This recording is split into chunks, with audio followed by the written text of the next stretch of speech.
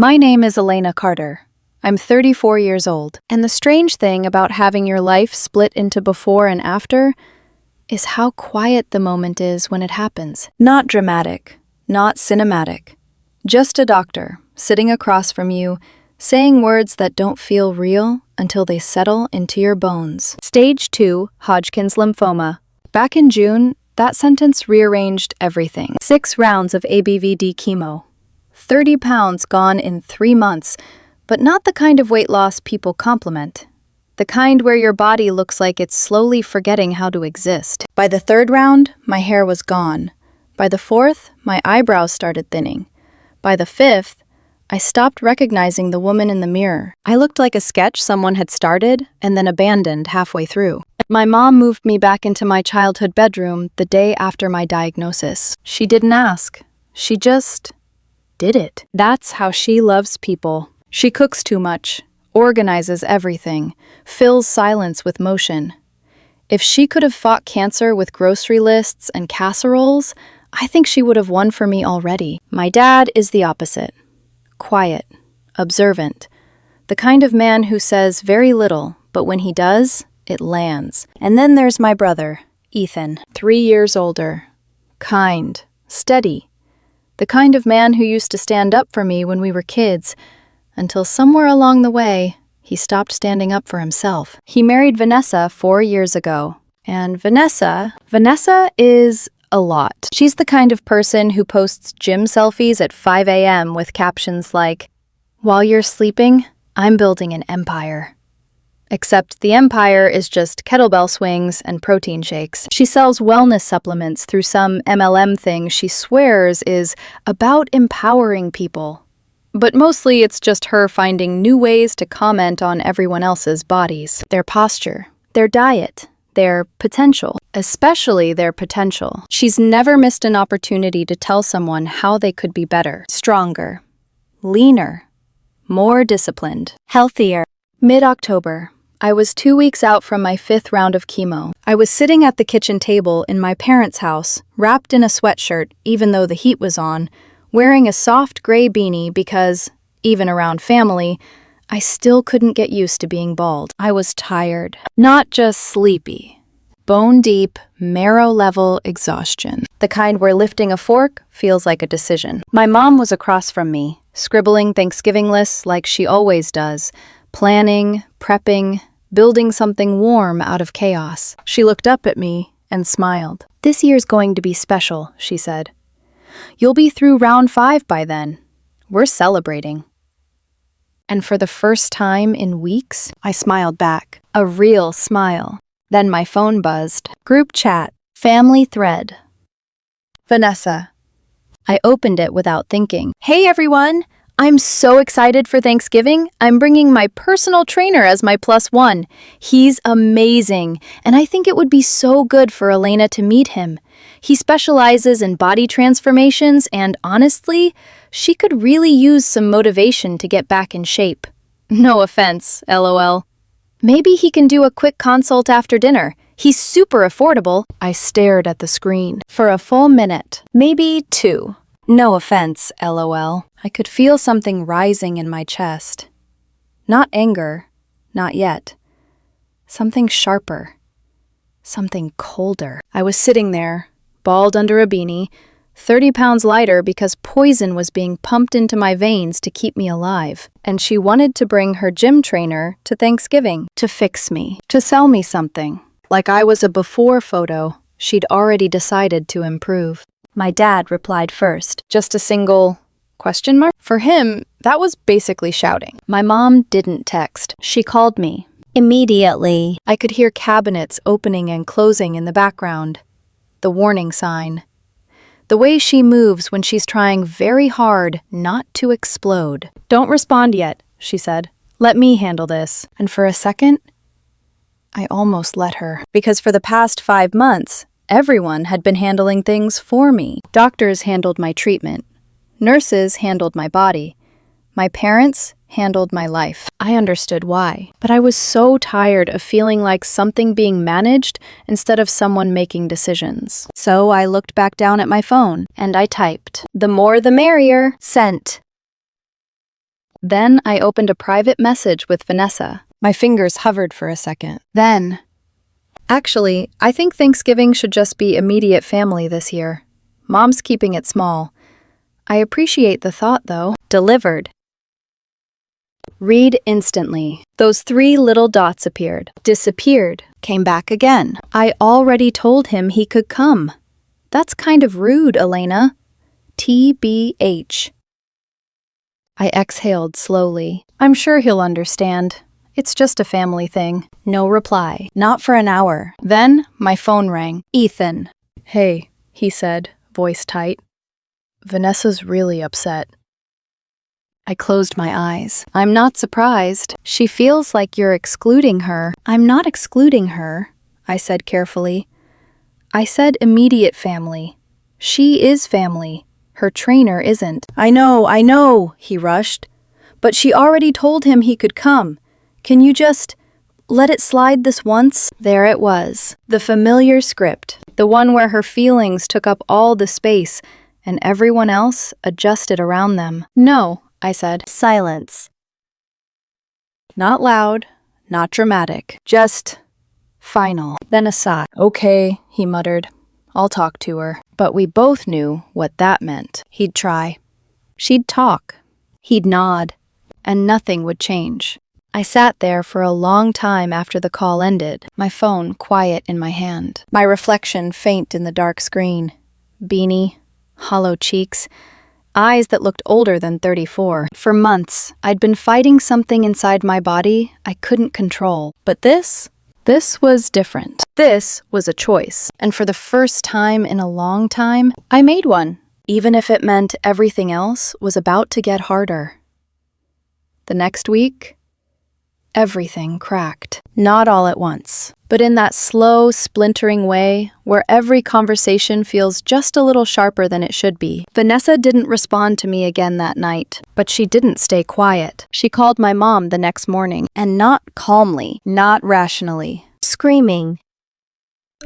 Actually screaming. I was in the living room when it happened, curled under a blanket I didn't really need, just listening to the muffled rise and fall of my mom's voice from the kitchen. At first, it was measured, controlled. Then it changed. Shorter responses, longer pauses, the sound of a drawer being pulled open harder than necessary. Finally, my mom walked into the living room, phone still in her hand, her face tight in a way I hadn't seen before. She says she feels attacked, my mom said. I blinked. Attacked? She says you body-shamed her. I stared at her. For a second, I thought she was joking. Then I saw her expression. She wasn't. I let out a breath that turned into something halfway between a laugh and disbelief. She told a chemo patient to get back in shape, I said quietly. I know, my mom replied. I know. But Vanessa wasn't done. She started calling other people. My aunt, my cousins, spinning the story, rewriting it in her version. She'd been trying to help, to support me, to include someone who could guide me back to health, and I had overreacted. I had embarrassed her. I had made it clear she wasn't welcome in the family. It would have been impressive if it wasn't so exhausting. 2 days later, my cousin texted me a screenshot, Vanessa's Instagram story. It was a boomerang.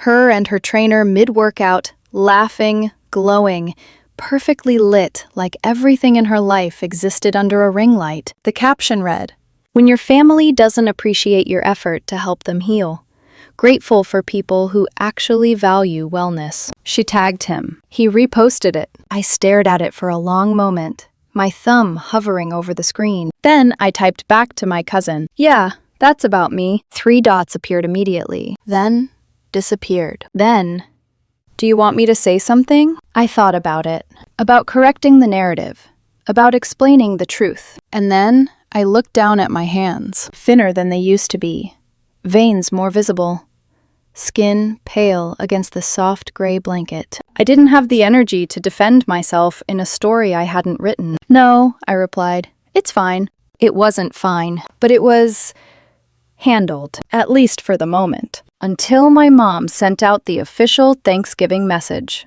Group chat. Simple. Clear. Hi everyone! Thanksgiving at our place, as usual. Dinner at 3. Just immediate family this year, keeping it intimate. Let me know what you're bringing. I watched the screen, waiting. Vanessa responded with a thumbs up emoji. That was it. No argument, no pushback, just. And for a second, I thought maybe it was over. That maybe, for once, she let something go. I should have known better. 3 days before Thanksgiving, Ethan called again. I could hear it in his voice before he even spoke. That worn-down tone, the one that meant he'd been arguing and losing for hours. She says she's not coming, he said. I leaned back against the couch. Okay, he hesitated. She says if her trainer isn't welcome, then she's not welcome. That's her choice. It's not that simple. Of course it wasn't. With her, it never is. He exhaled slowly. She says if she doesn't go, I shouldn't go either. There it was. The real pressure. Loyalty. Twisted into something suffocating. And what are you going to do? I asked. Silence. Longer this time. I don't know, he admitted. I closed my eyes. Ethan, I said softly. You do know. Another pause. I can't just... He started. She's already making your life hell, isn't she? He didn't answer. He didn't have to. The difference is, I continued, you're used to it. That landed. I could feel it, even through the silence. A quiet truth neither of us had said out loud before. I'll call you later, he muttered. Then he hung up. The night before Thanksgiving, Vanessa sent one final message to the group chat. It came in at 9:12 p.m., right when everything was supposed to be settling. Since my feelings clearly don't matter to this family, and I'm being excluded from decisions about a holiday I'm supposed to be part of, I won't be attending. I hope everyone enjoys their meal. A pause. Then another message. Ethan and I will be spending Thanksgiving at Jason's house, where we're actually welcomed and valued. Jason, the trainer. Of course. My mom didn't respond. My dad replied with a single word. Noted. That was it. No argument. No defense. Just a line drawn in the quietest way possible. Ethan didn't say anything. Not in the chat. Not to me. And that silence. That was the part that stayed with me. Because I didn't know what it meant. Not yet. I went to bed that night, staring at the ceiling of my childhood room. The same glow-in-the-dark stars still faintly visible above me. I remembered being 8 years old, lying in this exact spot, listening to Ethan tell me that no matter what happened, he'd always be on my side. Back then, it felt like a promise. Now, it felt like a question, and I didn't know the answer, not until the next morning. Thanksgiving morning arrived quietly. No dramatic music. No sense of resolution, just the smell of coffee drifting down the hallway, and the low hum of my mom already moving around the kitchen like she was trying to hold the world together with butter and timing. I was sitting at the table, wrapped in that same oversized sweatshirt, fingers curled around a mug I hadn't taken a sip from yet, when the front door opened. Footsteps. Slow. Heavy. I didn't turn right away. I think part of me didn't want to, because whatever choice Ethan had made, this was the moment I'd have to face it. Then my mom gasped softly. I looked up. He was standing there, alone. Wrinkled shirt, eyes red, hair uncombed like he hadn't slept, or hadn't slept well. He looked smaller somehow, like something had been pressing down on him for a long time. And he hadn't realized how heavy it was until he tried to stand up straight. He stepped inside, closing the door behind him with a quiet click. Hey, he said, voice rough. My mom crossed the room and hugged him immediately. Not a polite hug, the kind that says you're safe here, without needing to say anything at all. My dad followed, a firm handshake that lingered just a second longer than usual. Then Ethan looked at me, and for a moment, neither of us spoke. I came alone, he said finally. I can see that. A weak smile flickered across his face. She's going to kill me. I shrugged lightly. Sit down first, then we'll worry about that. And just like that, something shifted. Not loudly, not dramatically, but enough. The rest of the family started arriving not long after. My aunt and uncle, a couple cousins, Familiar voices filling the house, overlapping conversations. The kind of noise that feels like warmth instead of chaos. And for the first time in I don't know how long, there was no tension. No passive-aggressive comments. No subtle digs about carbs or portion sizes or earning your meal. No one watching what I put on my plate. No one trying to fix me. It was just normal. I sat at the table later, a plate in front of me I knew I wouldn't finish, but that didn't matter. My mom still piled it high anyway. Sweet potato casserole.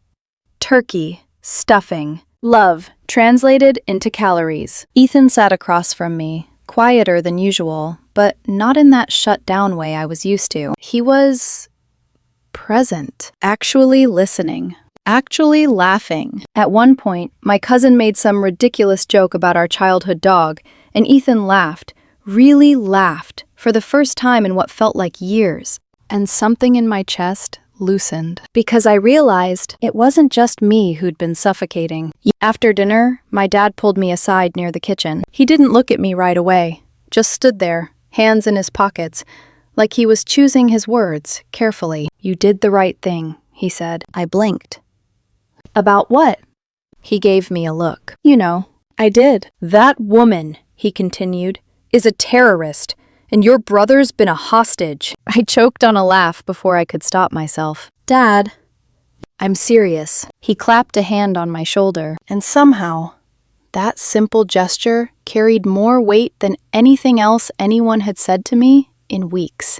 That night, I went to bed full, not just from food, from something quieter, safer.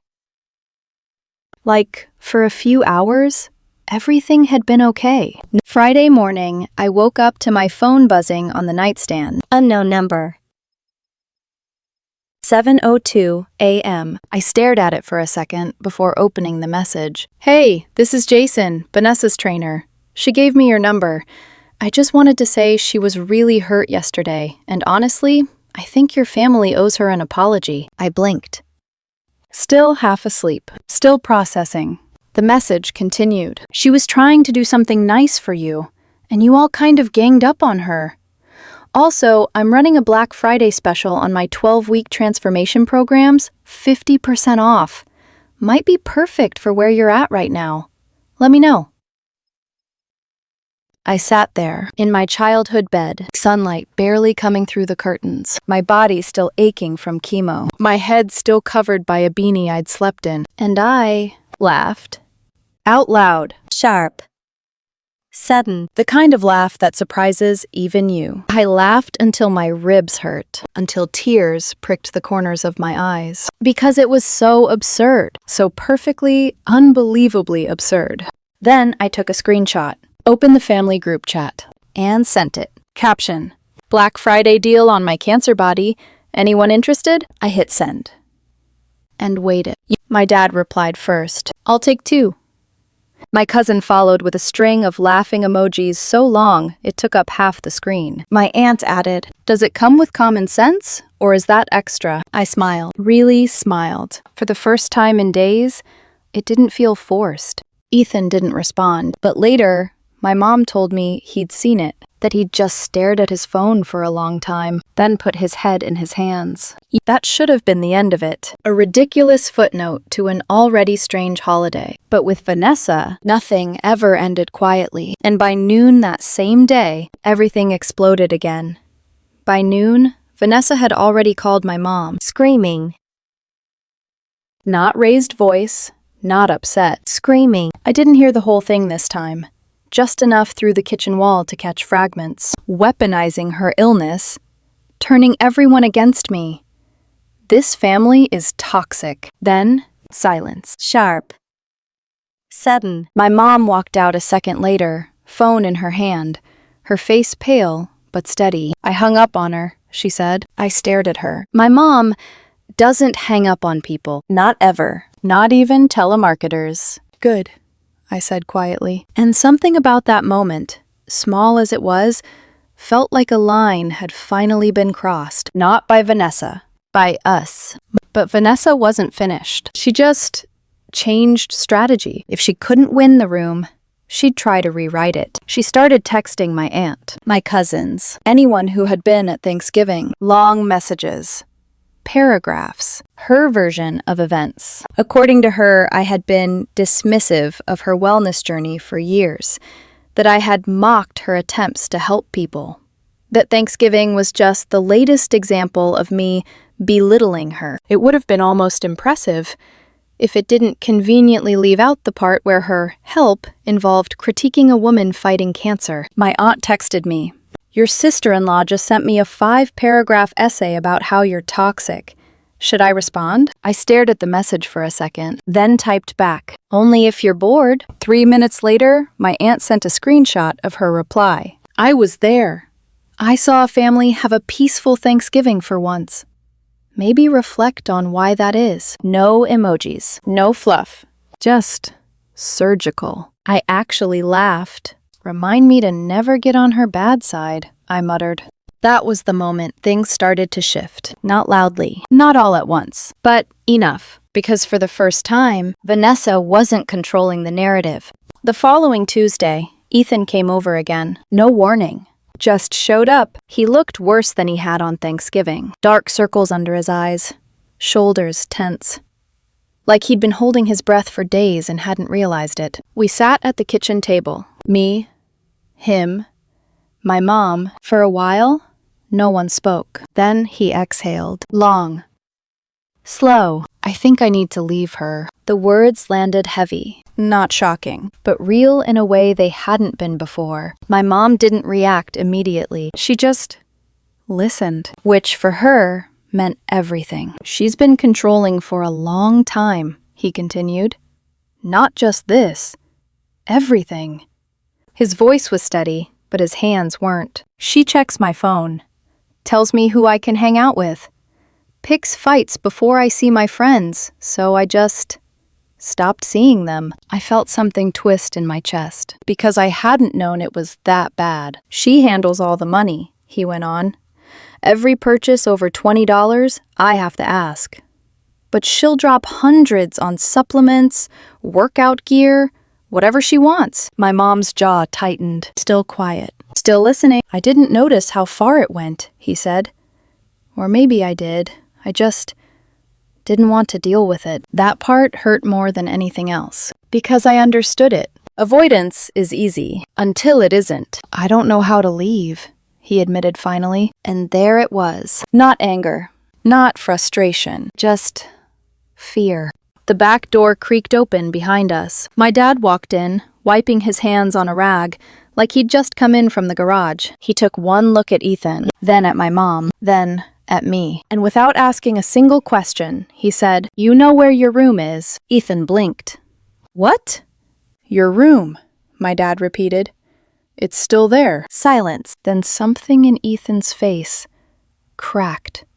Not dramatically, just enough, like a door finally opening after being stuck for too long. He nodded once. "Okay." He moved back in that week, quietly. No announcements, no big confrontation, just packed a bag and left. He didn't file for divorce right away. He called a lawyer first, which, according to my dad, was the smartest thing he'd done in years. The lawyer told him to document everything: texts, emails, financial records. Keep communication in writing. Don't move money. Don't escalate. Just build the truth, piece by piece. And for once, Ethan followed through. Exactly. Vanessa did not take it quietly. She told people he'd abandoned her, posted vague things online about narcissistic family dynamics and being betrayed by the people who are supposed to love you. Her trainer kept showing up in her stories, always just off to the side, always with some caption about growth or knowing your worth. It would have been funny if it wasn't so predictable.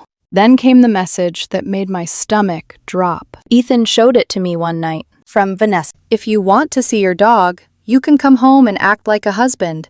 Otherwise, I'm rehoming him." I looked up at him. "You're kidding." He shook his head. "She knows he's the only thing I'd come back for." That was the thing about people like Vanessa. They didn't just want control. They wanted leverage. The next morning, Ethan didn't argue, didn't negotiate. He showed up at the house, with my dad and two of his friends. He told me about it later, but I could picture it perfectly. Vanessa standing in the doorway, arms crossed, smiling that tight, practiced smile she used when she thought she had the upper hand. "You're not taking him," she said. Ethan didn't raise his voice, didn't step forward, didn't play the game. "I'm taking my dog," he said simply. She didn't move. For a second, it looked like she might actually hold the line. Then, my dad stepped forward. Calm.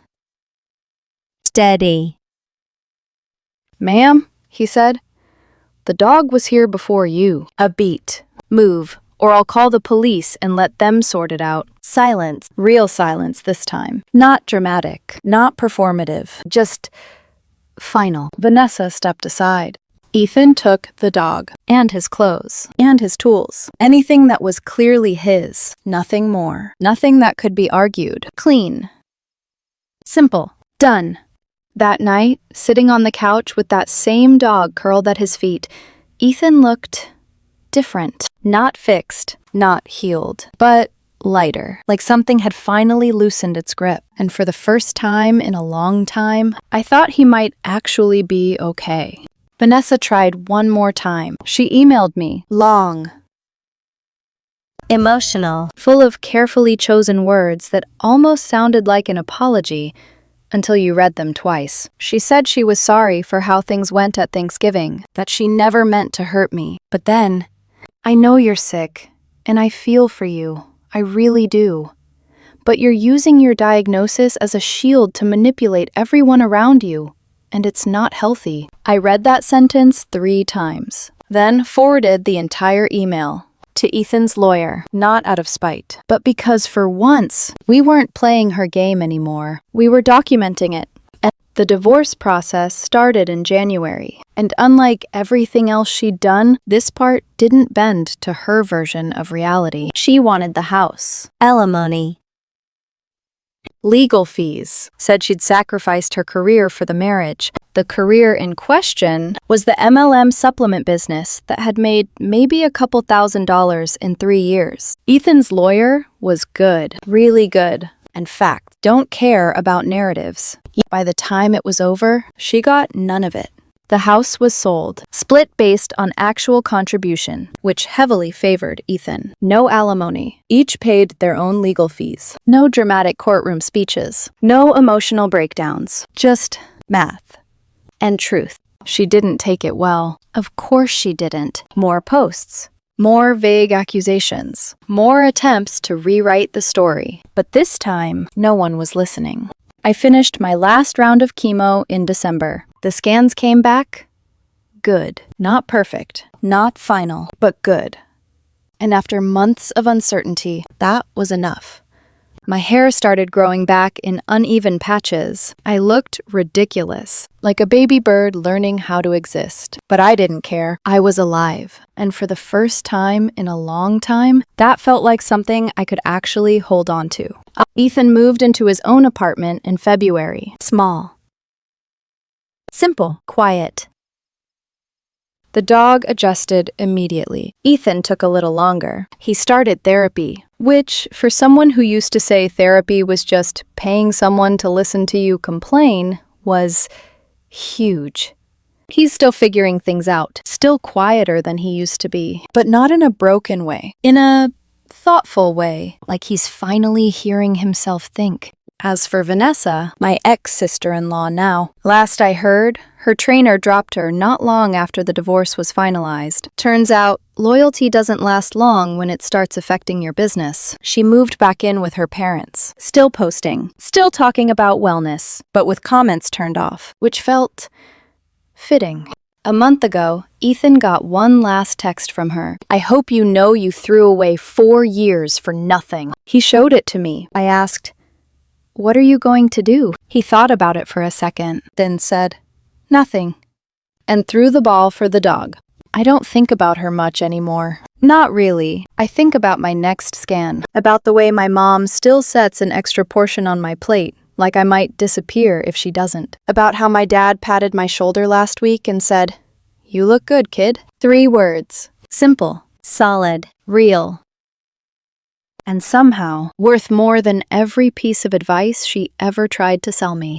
People keep asking if I'm angry. I was, for a while. At her. At Ethan. At myself. For not saying something sooner. For letting things slide until they didn't. But anger is heavy, and chemo already takes enough out of you. So I let it go. Not in some graceful, enlightened way. More like, I just didn't have the strength to carry it anymore. If there's anything I learned from all of this, the illness, the family, the chaos, it's this. Protect your peace, not the Instagram version, the real one. The quiet, uncomfortable version, where you stop letting people who don't respect you sit at your table, even if they think they belong there. That's it. That's the whole story. And honestly, that's enough.